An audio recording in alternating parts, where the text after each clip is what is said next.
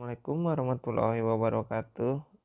Salam sejahtera untuk kita semua. Semoga kita selalu sehat dan selalu dalam lindungan Allah Subhanahu wa taala, yang mana masih dalam masa pandemi hari ini juga kita belum bisa bertatap muka dalam perkuliahan.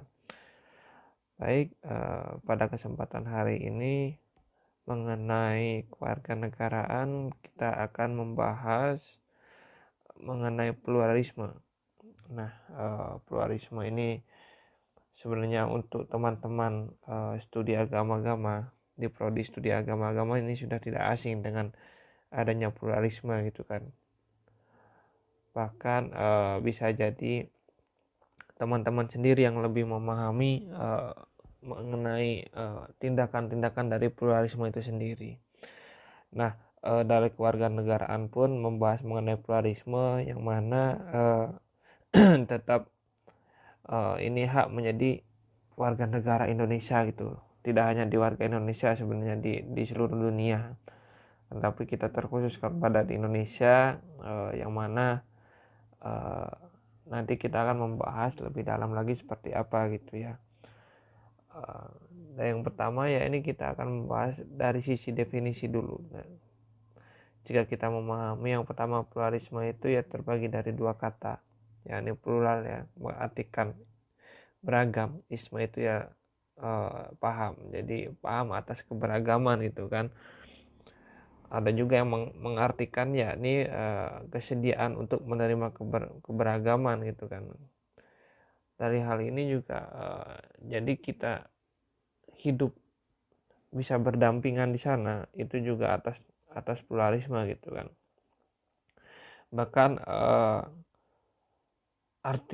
artinya secara luas pun pluralisme yakni untuk hidup secara toleran gitu ya, pada tatanan masyarakat yang berbeda suku, golongan, agama, adat hingga pandangan hidup gitu. Jadi adanya toleran satu sama lain, tanpa artinya kita ada kecemburuan sosial di sana gitu kan. Lalu juga mengimplikasikan pada tindakan yang bermuara pada pengakuan kebebasan beragama, kebebasan berpikir, kebebasan mencari informasi, sehingga mencapai pluralisme yang diperlukan adanya kematangan dari kepribadian seorang ataupun kelompok orang, itu satu kelompok organisasi. Nah, jika jika contoh secara umum saja yang terjadi di Jakarta, yang mana adanya gereja katedral dan masjid Istiqlal gitu kan, itu sebenarnya sudah menjadi bisa katakan contoh dalam pluralisme gitu kan, bagaimana bisa hidup berdampingan tanpa saling memandang ataupun bermusuhan di sana, bebas. Walaupun di Indonesia menjadi hal yang mayoritas, tetapi kita tidak mengganggu ataupun sering membantu dalam berdampingan keberagaman tersebut itu kan.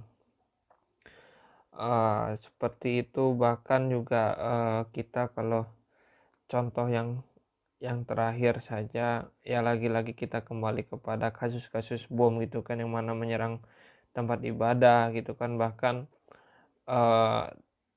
sempat yang di Surabaya dijaga oleh salah satu organisasi dari Islam gitu kan, menjaga jalannya gereja. Kemudian ada yang menyerang bom bunuh diri gitu kan, menyimpan bom gitu kan. Itu menjadi sebuah uh, setiap warga negara berhak untuk atas keberagaman dan dia hidup nyaman gitu dalam beragamanya gitu. Bahkan jika bisa kita saling membantu di sana. Itu yang dinamakan pluralisme gitu ya. Nah, seperti itu penjelasan singkat saya mengenai pluralisme. Tidak begitu panjang ya, namun ini menjadi dasar terlebih dahulu yang mana memahami pluralisme untuk teman-teman gitu kan. Sebagaimana terkhususnya di Indonesia dengan banyak berdampingan, entah itu agama dan kepercayaan yang orang lain itu kan, tapi tidak saling menghujat ataupun membenci gitu kan, kecuali kita menemukan ada beberapa oknum yang mencoba untuk mengganggu kenyamanan dalam beragama gitu kan. itu di luar konteks itu gitu kan. Akan tapi secara garis besar di Indonesia sendiri menurut saya masih dalam tatanan memberikan kebebasan ataupun kepada setiap warga negaranya untuk memilih dan bisa saling menghargai di sana. Itu sedikit dari saya, mungkin nanti ada komentar ataupun diskusi dari teman-teman ataupun ingin menambahi tanggapan, nanti teman-teman bisa kita berdiskusi dalam komen di YouTube sendiri ataupun memberikan pandangan lain, itu bisa dikomenkan dalam YouTube atau kita berdiskusi bisa lebih lanjut dalam grup seperti itu. Kurang lebihnya mohon maaf. Wassalamualaikum warahmatullahi wabarakatuh.